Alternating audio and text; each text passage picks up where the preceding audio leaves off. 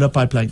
Institut canadien des produits pétroliers, le président des Instituts canadiens des produits pétroliers, M. Alain Perez, était directeur avec André Caillé de conservation de la nature.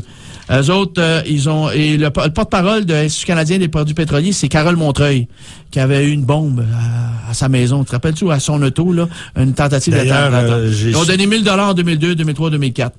Chevron, Texaco, eux autres ont donné des terres à la conservation de la nature. Encana Corporation, 500 000 $ en 2008-2009, 50 000 $ en 2003-2004, 5 000 $ en 2005, 2006, 2007. Après ça, vous avez ExxonMobil Resources, 100 000 $ en 2009, 50 000 en 2003, 2004, 2006, 40 000 $ en 2007. Conoco Canada Resources, 1 000 $ en 2003. G.D. Irving, ça c'est au Nouveau-Brunswick, l'Empire Irving dans le pétrole. Ils ont donné des terres. Ils ont donné 100 000 $ en 2003, 2004, 2006, 2007. Et Marathon Canada Petroleum, 1 000 $ en 2004. Enbridge, 100 000 $ en 2006, en 2007, en 2008, en 2009. Okay. La Fondation pétrolière impériale, très important, 500 000 $ en 2003, 100 000 $ en 2007, en 2008, 2009. Duke Energy, Gas Termination, 1 000 $ en 2006. Ultramar, 1 000 $ en 2006, en 2007, 2009. Husky Energy, 40 000 $ en 2009. Et Gaz Métropolitain donne aux autres 1 000 $ en 2002, 2006, 2007, 2008, 2009. Et après ça, chers auditeurs, très important, l'Empire de Power Corporation. Regardez bien ça. Vous avez Power Corporation qui a donné 1 million de $ en 2003-2004, 200 000 $ en 2009.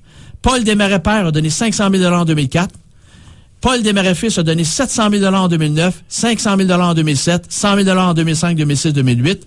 Investor Group, qui appartient à l'Empire Power Corporation au niveau de la finance, 50 000 $ en 2003, 2004, 2005, 2006, 40 000 $ en 2007, 2008, et le groupe La Presse, 1 000 $ en 2002, et le Canada Steamship Line de Paul Martin, 50 000 $ en 2005, 2006, et 40 000 $ en 2007 et 2008. Et vous avez aussi des dons qui ont été faits par Luc Beauregard de National, qui s'occupe de faire la promotion du gaz pour l'Association pétrolière gazière. Lui a donné 100 000 $ en 2007. Laurent Baudouin de Bombardier, le Tsunami de Paul Desmarais, a donné 25 000 $ en 2007, 2008, 2009, 1 000 $ en 2008.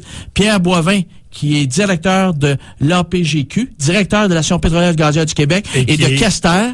De Kester Energy en Alberta. Pierre Boivin, je suis concerné qui vient explorer le gaz de schiste au Québec. Lui a donné 5 000 $ à Nature Conservancy en 2007, 4 000 $ en 2009. Alors, puis vous avez le gouvernement canadien qui a donné là-dessus. Écoutez, il faut savoir que l'Environnement Canada et le gouvernement du Canada, c'est 5 millions de $ et plus en 2009, en 2008. Et l'Environnement Canada a donné 4 millions en 2008 et en 2009. Et le gouvernement du Québec a donné 4 millions. Le ministère de l'Environnement de Lynn Beauchamp, 4 millions en 2009, 1 million et plus en 2002, en 2003, en 2004, en 2008.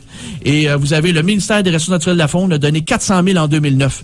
Alors, cher auditeurs, puis le gouvernement du Québec ont été moins généreux, 40 000 $. Puis vous avez la Fondation Hydro-Québec pour l'environnement, ils ont donné des terrains, mais ici, ils ont donné 500 000 $ en 2003, en 2008. Écoutez, c'est des sous. Puis la Ville de Montréal a donné, la Ville de Laval a donné. Écoutez, la liste, là, c'est incroyable. Et l'Union québécoise de la nature a déjà donné. Nature Action Québec a déjà donné. Et vous avez l'Université de Québec. Ne pas confondre avec Nature Québec, en passant. Non, c'est très important. Nature Action, c'est à...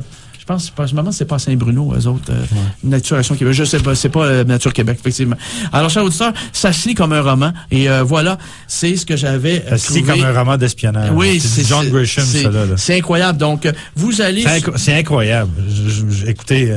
moi, ça fait des années que je travaille là-dedans. Je vois toutes sortes d'histoires. Mais celle-là, là, et comme ils disent en anglais, it takes the cake. Takes the cake. Et quand vous allez sur le site, cher auditeur, regarde, Daniel, quand tu vas sur le site de Conservation de la nature, ils sont associés à Canard Illimité. Ça, c'est l'autre groupe, comprends-tu, qui reçoit le plus d'argent des gouvernements. Et Shell Canada finance le Conseil national de la nature depuis 31 ans. Les porte-paroles sont Dan Aykroyd, le comédien, William Shatner, Star Trek, Rick Moranis, le comédien, il a joué dans Ghostbusters. Margaret Atwood, l'écrivaine, et puis Justin Trudeau, le fils, qui est en politique fédérale au Parti libéral, sont les porte-paroles. Et il y a un programme conjoint, un programme de stage en conservation de Shell et de conservation de la nature Canada. Il faut le faire, là. Ils ont un programme conjoint ensemble. Alors ça, c'est assez troublant. Et quand vous allez sur le site du BAP... Tu trouves? C'est troublant. C'est troublant. Alors, quand vous allez sur le site du BAP, chers auditeurs, sur le site même du BAP, Daniel peut confirmer. C'est le site même, on voit Pierre Renaud, l'avocat, et on dit que le gars, justement, il a été chargé de quoi à l'UQAM. Il était d'ailleurs déjà au BAP de 93 à 96. Et puis là, après ça, le gars, il était à la conservation de la nature comme vice-président régional. Il le mentionne ici. Et puis là, il dirige le BAP depuis 2007. Alors, c'est à lui qu'on a confié le mandat Là, il nous reste 3 minutes, mon Dan. Fait que si tu as des choses à rajouter. Et là, la semaine prochaine, je vais rajouter une autre bombe. J'ai une autre bombe à mentionner. Je vais le shooter la semaine prochaine concernant une des compagnies qui est impliquée dans le dossier du pétrole et du gaz. Vas-y, mon Daniel, je te laisse. Première chose, les gens des îles de la Madeleine sont en train de se faire passer sur le corps par le milieu industriel, par Gastem. Moi, j'ai reçu des appels dernièrement des gens des îles. Et il faut pas les oublier. Ils sont loin, ces gens-là, pour la tendance à les oublier. C'est ça. Écoutez, si je vous disais que les droits d'exploration qui appartenaient à Corridor Resources ont été achetés par Gastem, dont le président est un ancien ministre libéral, si je vous disais que les droits d'exploration coûtent à l'entreprise pour l'ensemble du sous-sol des îles de la Madeleine 1750 $ par année. Ça veut dire que ça, c'est le moins que le prix d'un vieux char usagé. Et tout le sous-sol leur appartient. C'est vraiment scandaleux. Et ces gens-là débarquent bientôt sur leur territoire pour venir faire des campagnes d'information, n'est-ce pas? Et donc, ça, c'est une chose auquel il faut vraiment s'attarder. Il y a aussi Old Harry, au large des îles de la Madeleine, où on parle de faire l'exploitation. C'est comme un litige entre Terre-Neuve et la province de Québec. Il y a un litige entre Terre-Neuve et la province de Québec. C'est borderline, là, Old Harry, c'est en plein milieu. C'est une chose qui est vraiment à considérer de façon sérieuse. Ensuite de ça, M. André Boisclair, ancien ministre de l'Environnement. Qui est aujourd'hui chez Desso.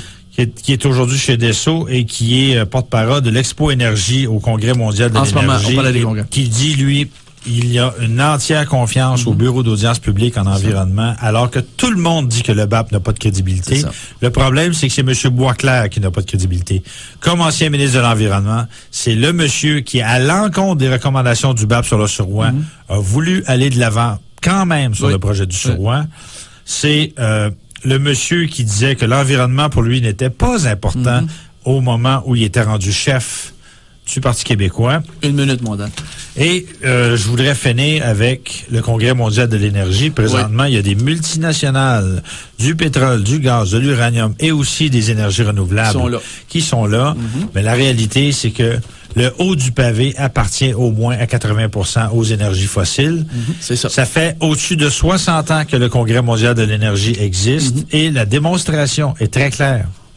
Ces gens-là, 60 ans plus tard, au moment où on parle de crash climatique, continuent toujours à parler encore et toujours d'énergie fossile en les mettant plus propres qu'elles le sont réellement. C'est une arnaque. Mon cher Dan, il va falloir que tu reviennes pour faire le suivi de tout ça. Oui. Parce qu'on n'a pas fini d'en parler. Oh mon Dieu, c'est un dossier explosif. C'est le dossier le plus explosif des 80 dernières années au Québec. On s'entend là-dessus, mon Dan. Un gros merci, Dan Breton, d'être passé ici.